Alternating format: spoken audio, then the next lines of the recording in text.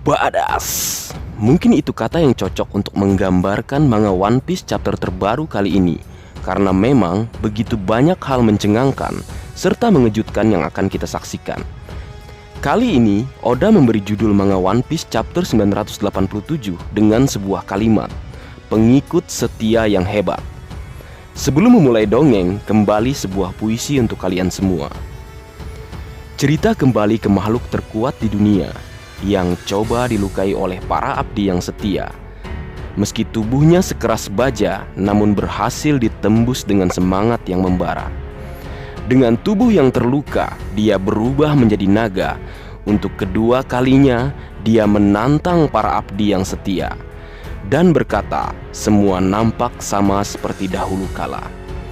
Abdi yang setia jawab berkata, jika kini ada yang berbeda, langit terbuka dan menampakkan bulan purnama. Sang abdi yang setia bersiap berubah dan menggila. Baik, cerita kali ini dimulai dengan menampilkan color sprite seluruh anggota kelompok bajak laut topi jerami yang sedang menaiki seekor anjing. Jika boleh kusebut, anjing hidung pesek.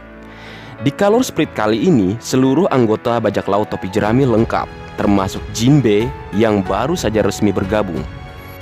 Berbicara tentang color sprite tentunya akan menggiring kita ke sebuah pesan tersembunyi dari Oda Sensei untuk cerita yang ia buat di masa yang akan datang. Tidak 1-2 kali ia melakukannya, sehingga jika melihat color sprite kali ini, belum ada sesuatu yang Mimin temukan. Next, akan dicari lebih jauh. Namun, ada yang penting loh di color sprite kali ini. Abaikan dulu Robin yang membelai Franky ya. Serius. Jadi Leo, jika kita mencermati color sprite kali ini, kita tentu akan menemukan banyak anjing, mulai dari yang paling besar sampai yang kecil-kecil. Nah, ini sangat erat kaitannya dan tentu saja pas dengan cerita chapter kali ini.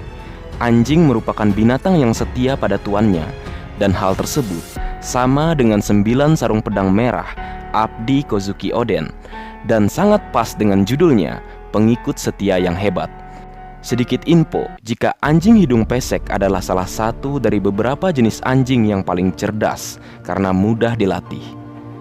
Selain itu, ada yang sangat menarik perhatianku, yaitu sebuah pipa yang dipegang oleh Luffy, yang mana pipa tersebut tentunya mengingatkan kita dengan seorang karakter yang tidak lain dan tidak bukan adalah kakak Luffy sendiri, yaitu Sabo, orang nomor 2 dari pasukan revolusi di bawah komando Monkey D. Dragon. Kembali ke pipa yang Luffy bawa, apakah ini adalah sebuah clue atau petunjuk tentang Sabo dari Oda Sensei kepada kita semua? Apakah Sabo akan mati usai insiden bentrokannya dengan para admiral angkatan laut, yaitu Fujitora dan Ryukyu di Reverie, dalam upaya menyelamatkan Bartolomeu Kuma berdasarkan informasi yang Kurohige katakan di chapter 925? Atau secara mengejutkan, sang kakak akan hadir ke Wano Kuni sesuai janjinya bahwa dia tidak akan kehilangan saudaranya untuk kedua kalinya, dengan cara ya tentu saja terlibat langsung dalam perang, mengingat yang Luffy hadapi kali ini adalah 2 orang Yonko sekaligus. Menarik, kita tunggu bersama kebenaran yang akan Oda ungkap. Masuk ke dalam cerita chapter kali ini, kembali ke lanjutan chapter sebelumnya, di mana sang makhluk terkuat di dunia diserang dan dijatuhkan oleh 9 sarung pedang merah dari atas panggung eksekusi. Kaido teringat flashback duelnya melawan Kozuki Oden yang menorehkan sebuah luka yang begitu menyakitkan dan membekas dalam memori ingatan Kaido. Kaido juga teringat momen di mana Oden melemparkan seluruh abdinya yang sebelumnya ia pikul, sembari menahan panasnya minyak mendidih selama 1 jam. Kata-kata Oden kala itu, buka perbatasan negeri Wano Kuni, jangan remehkan para samuraiku. Dan saat Kaido mengatakan jika Oden akan menjadi seorang legenda, Oden balas menjawab, kau tidak perlu mengingat namaku, karena jiwaku akan terus hidup. Dan bagai Dezapu, Oden seperti hidup kembali dalam semangat menuntut balas dari para abdi setianya.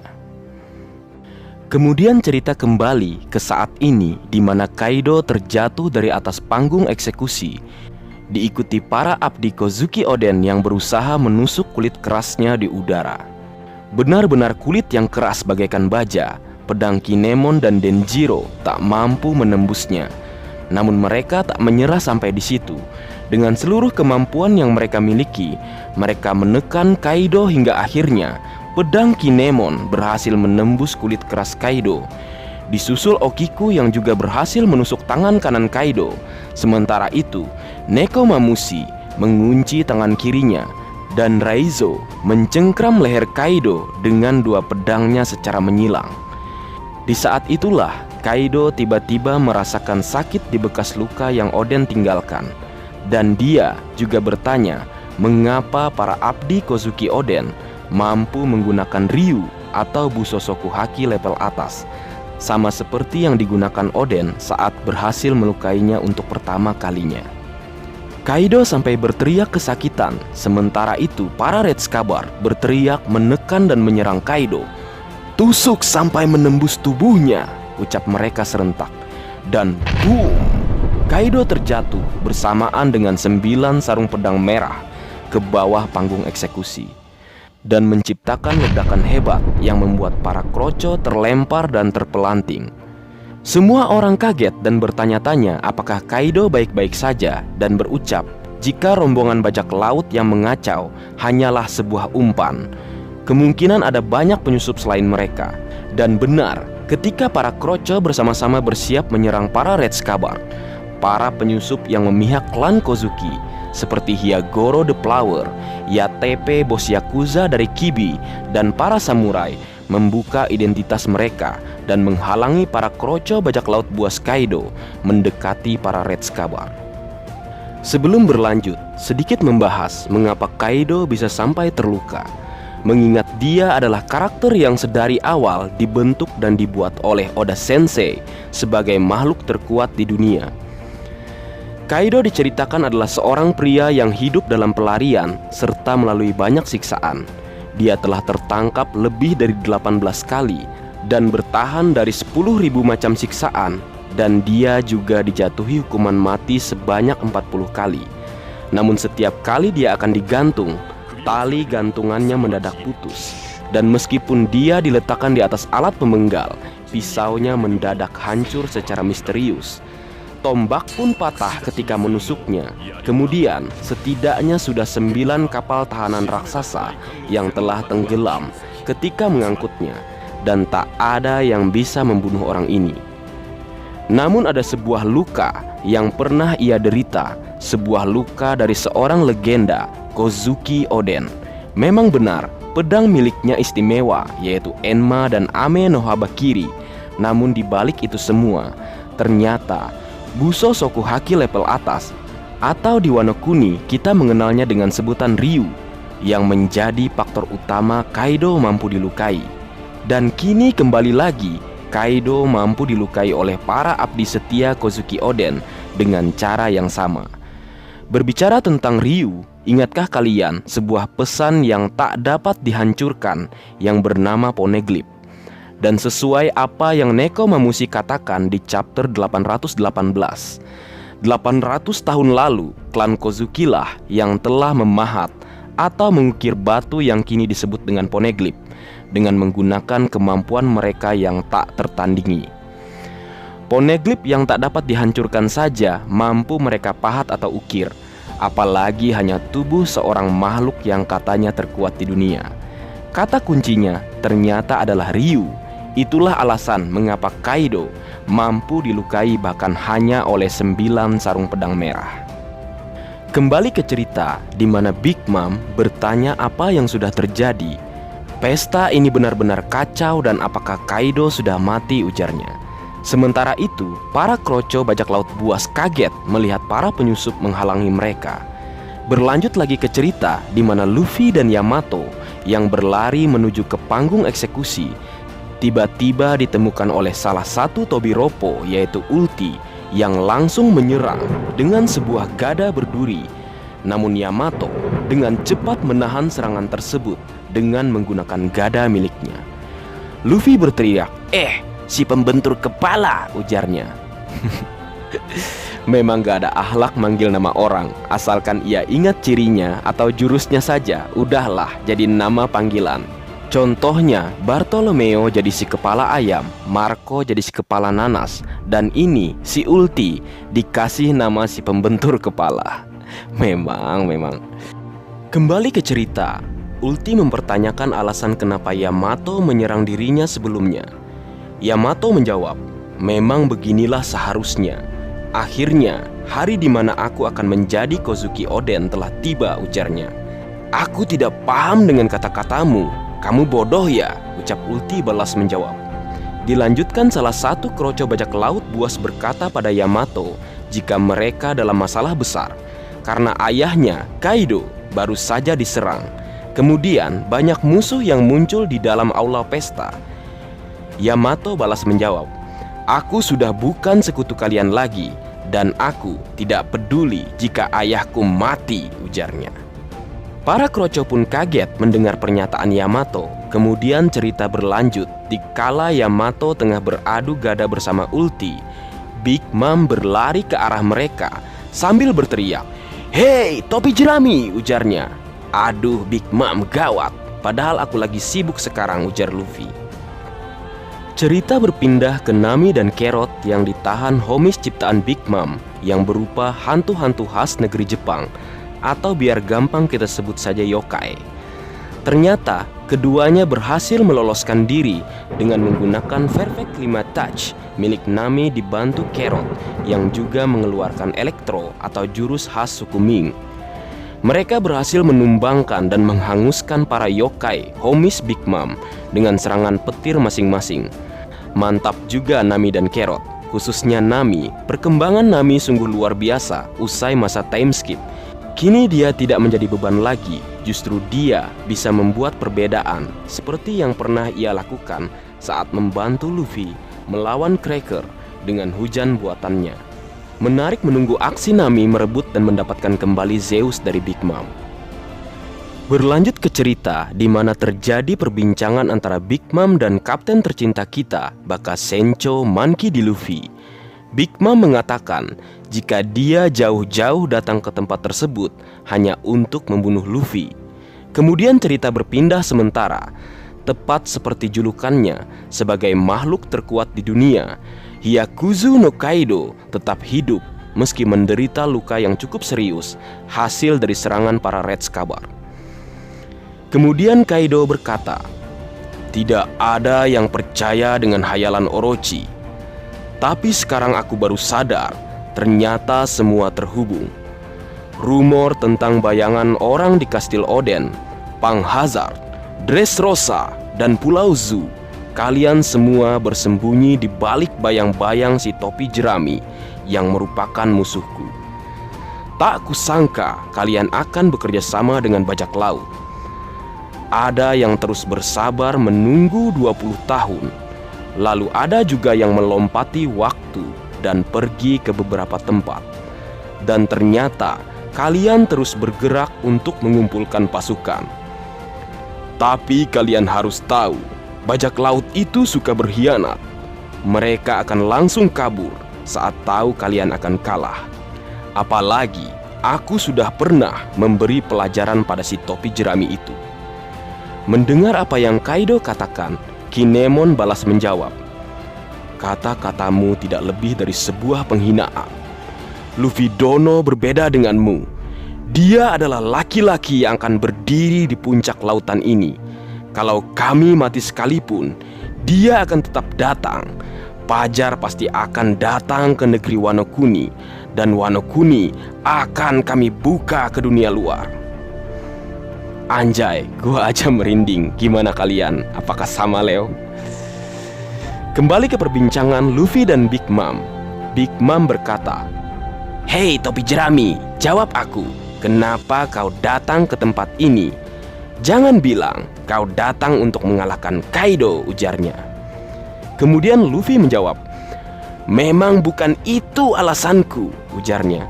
Semua orang kaget, mulai dari para kroco, Yamato, kakek Hyo, para Yakuza, dan samurai klan Kozuki setelah mendengar pernyataan Luffy.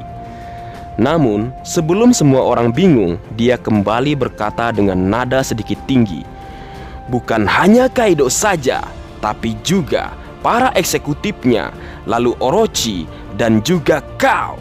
Aku datang untuk menghajar kalian semua. Aku datang untuk perang besar-besaran." Big Mom tertawa dan berkata, "Jangan merasa terlalu hebat. Padahal jumlah kalian cuma beberapa ratus saja," ujarnya. Sementara itu, Queen yang berada di atas panggung eksekusi juga tertawa saat mendengar pernyataan Luffy, dan dia mengatakan Luffy bodoh. Namun, sebelum puas tertawa, entah itu Denden Mushi atau Snail Phone khas Wano Kuni milik Queen tiba-tiba berdering. Kemudian secara mengejutkan, dia menerima informasi jika ribuan penyusup datang dari pintu belakang kastil. Para samurai yang harusnya ditawan di ibu kota bunga dan para tahanan tambang penjara Udon akhirnya tiba di dalam kastil kediaman Kaido untuk membantu Zoro, Kid, dan juga Killer yang sudah kewalahan menghadapi pasukan bajak laut buas yang begitu banyak. Tepat seperti yang sudah kita duga di review sebelumnya, Zoro, Kid, dan Killer pasti akan mendapatkan bantuan dari pasukan samurai yang mengikuti Kinemon dan Denjiro yang memang sudah tiba di bagian belakang kastil pada chapter 986. Selain itu, Trafalgar di Waterloo, sang mantan Shichibukai, juga telah bergabung karena dia adalah bagian dari aliansi. Dan tidak sampai di situ, yang paling mengejutkan, di pintu depan Pulau Onigashima ada Charlotte Perospero, sang putra tertua Yonko Big Mom, dan mantan komandan divisi pertama Yonko Shirohige, yaitu Marco the Phoenix. Entah apa yang terjadi kepada keduanya, menarik. Mari kita tunggu bersama kebenaran yang akan Oda ungkap nantinya. Sebelum berlanjut, ada hal menarik yang ingin kubahas. Coba perhatikan, di samping Lau ada seseorang yang hanya terlihat rambutnya saja dari bagian belakang. Entah mengapa saat melihatnya, tiba-tiba aku teringat dengan Basil Hawkins. Kita ingat di chapter 954 atau 6 hari sebelum penyerangan, Lau yang tertangkap ternyata berhasil bebas dengan mengalahkan Hawkins, yang mana jika kita lihat tubuh Hawkins berhasil dipotong-potong oleh Lau dengan kemampuan yang ia miliki. Setelah itu, saat Lau melangkah keluar dari sel tahanan, seseorang yang hanya terlihat siluet bagian kaki dan nampak berjubah, yang mana kemungkinan adalah Ekdrek, berbicara dengannya. Dan seperti yang sudah pernah kusinggung di salah satu video reviewku sebelumnya, sepertinya ketiganya yang berasal dari North Blue, mulai dari Lau, Hawkins, dan Ekdrek, akan menjalin kerjasama. Alasannya yang pertama, untuk Hawkins, alasannya bergabung dengan Kaido adalah karena kemungkinannya untuk menang sangat kecil.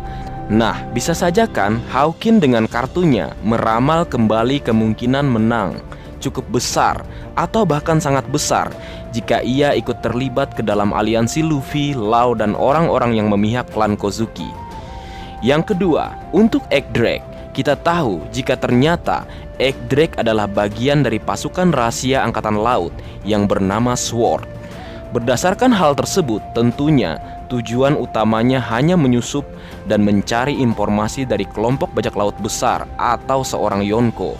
Dan dengan melihat pergerakan Luffy dan Lau beserta seluruh aliansi, nampaknya Ekdrek akan ikut bertarung bersama.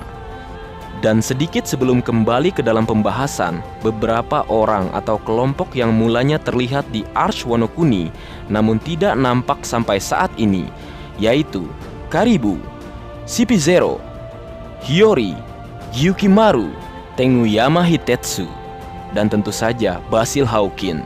Dan dari keenam nama tersebut, ada 3 nama yang berpotensi akan muncul. Yang pertama, tentu saja Basil Hawkins, seperti yang sudah kusampaikan tadi. Yang kedua adalah Karibu, karena memang dia akan sangat berguna jika ikut bertarung bersama. Dan yang ketiga adalah CP0, mengingat Oda mengatakan jika perang Wano Kuni akan lebih dahsyat, lebih megah, lebih besar dari perang Marineford. Jadi wajar jika Angkatan Laut dan CP0 masuk ke dalam perang. Selain itu, Sword juga sudah pasti akan terlibat. Kembali ke cerita, Queen mengumumkan kepada semua bagian dari bajak laut buas yang tengah berpesta. Hei, para pemabuk Onigashima, malam ini kita batalkan pesta. Ambil senjata kalian. Mendengar hal tersebut, semua orang yang tengah berpesta kaget dengan instruksi yang baru saja diberikan. Lalu cerita kembali berpindah kepada Hyakuzu no Kaido. Mendengar kata-kata Luffy yang ingin mengalahkan semua musuhnya, Kaido tertawa dan berkata, "Coba saja jika kau bisa. Aku terima tantanganmu. Saksikanlah kekuatan tempur terhebat di dunia ini," ujarnya. Dan seketika, Kaido berubah menjadi naga raksasa, kemudian menghancurkan langit-langit kastil dan menembus hingga ke atap kastil. Melihat momen tersebut, 9 sarung pedang merah abdi Kozuki Oden mencengkram tubuh Kaido yang dalam mode naga. Kinemon berkata sambil bergelantungan, "Luffy Dono, terima kasih," ujarnya. "Kinemon, aku akan menyusulmu nanti," ujar kapten tercinta kita. Kemudian 9 sarung pedang merah ikut terbawa menuju ke atas atap raksasa Gunung Tengkorak Onigashima. Dalam wujud naga yang mengerikan, Kaido berkata jika dia tidak jadi mabuk gara-gara para abdi Kozuki Oden yang saat ini ada di hadapannya, berdiri dengan gagah, menantang dan menuntut balas nestapa 20 tahun yang lalu. Jika ingin saling bunuh, kita cari tempat yang luas, agar sama seperti hari itu, meskipun kali ini Kozuki Oden tidak ada karena dia telah mati, ujar Kaido sambil tertawa. Mendengar apa yang Kaido ucapkan, sang koceng oren, si kucing barbar, berkata, "Hei Kaido, biar ku beritahu, masih ada lagi yang berbeda dengan hari itu. Sekarang aku sadar, jika kau tidak bisa bertarung di dalam tengkorak raksasa saat berwujud naga. Kali ini, kami membawa pasukan dari negeri asal kami. Kau tahu pasukan suku Ming? Salju turun terbawa angin, tapi tidak ada awan di langit, dan bulan purnama terlihat jelas sekali." Kemudian Nekomamushi menyeringai dengan sorot mata menakutkan yang nampaknya bersiap masuk ke dalam mode sulongnya. Anjay, terdiam rasanya ngebayangin Nekomamushi, Inuarashi, dan pasukan suku Ming masuk dalam mode sulongnya. Kerot dalam wujud sulong aja begitu kuat dan berbahaya. Bagaimana nanti para seniornya dan juga 2 orang pemimpin suku Ming saat masuk ke dalam mode sulong. Ditambah lagi, saat ini Nekomamushi dan Inuarashi punya aksesoris tambahan berupa senapan tangan dan pedang kaki. Nah, Leo, itulah dongeng kita kali ini. Semoga kalian dapat terhibur ya. Maaf ya jika ada salah kata karena Mimin memang lagi kurang fit. Kalian bisa dengar dari suara Mimin yang berbeda dari biasanya. Sebagai penutup, pantun untuk kalian semua. Kungfu dugong pergi ke Wano Kuni, berbondong-bondong membawa batu. Sekian dulu dongeng kita kali ini. Semoga berjumpa di lain waktu. Sekian.